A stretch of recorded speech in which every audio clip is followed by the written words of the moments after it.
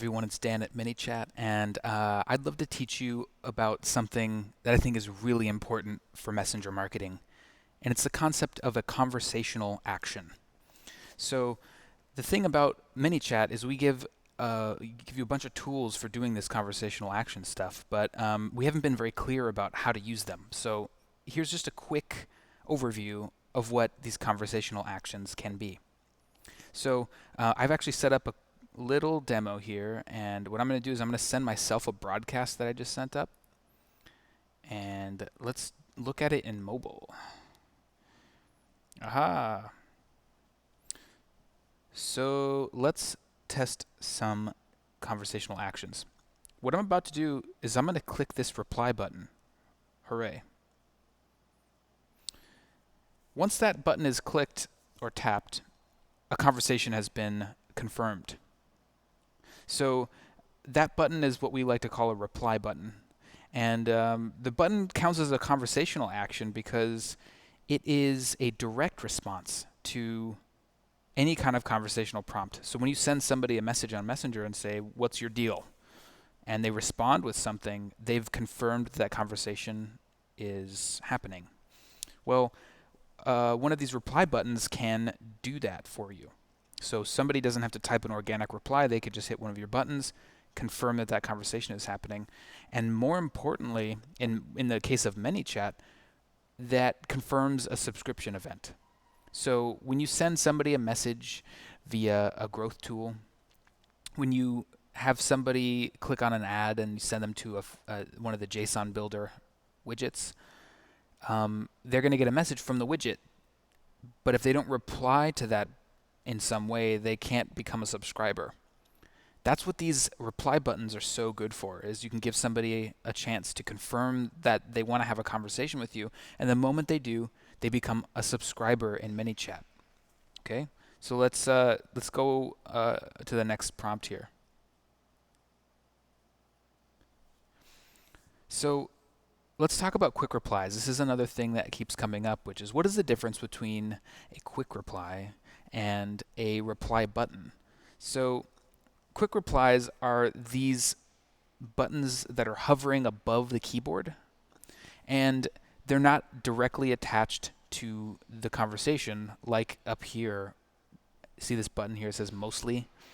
Well, look at how the quick reply kind of just sticks to the bottom, like by the keyboard, right? Well, the cool thing about this is it is a little bit more persistent, and more importantly, you can provide an opportunity for people to choose from a bunch of different things. So let's just continue through.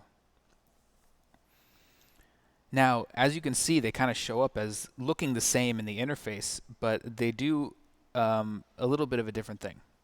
So quick replies are kind of cool because they appear right above the keyboard like we showed, and in ManyChat, they come through as an organic response. And what I mean by that is when somebody taps a quick reply that has text in it, it's going to get sent to ManyChat as if somebody typed that in real life with just their fingers. Instead of hitting a button, it's going to come through as text. A really neat thing about that is you can trigger keywords based on what somebody taps on a quick reply. Okay? So again, this is a conversational action because it is responding to a prompt. It's not going off Messenger like a phone call button or a link button. It's staying inside of Messenger and is thus a conversational action. Let's click on this next quick reply. So see how we have a few options here? It'd be kind of difficult to do that with buttons. You could do that with buttons, but they'd be stacked on top of each other and they'd be relevant only to that very specific conversation you're having. Look at this. What's your favorite color? I just chose green. See how the buttons disappeared? I think that's one of the coolest things about quick replies is instead of these persistent things like the buttons, look at this. This button is still here. If I wanted to click it again, it would open up the same prompt. But quick replies disappear when you tap on them. So if you wanted to guide a user down a specific path, use quick replies because then they won't be able to go back and choose the same or choose different paths. Okay, so if you're doing a survey or if you're doing any kind of quiz, that's a really great way to use the quick replies. And again, The most important part of quick replies is the fact that they are conversational actions.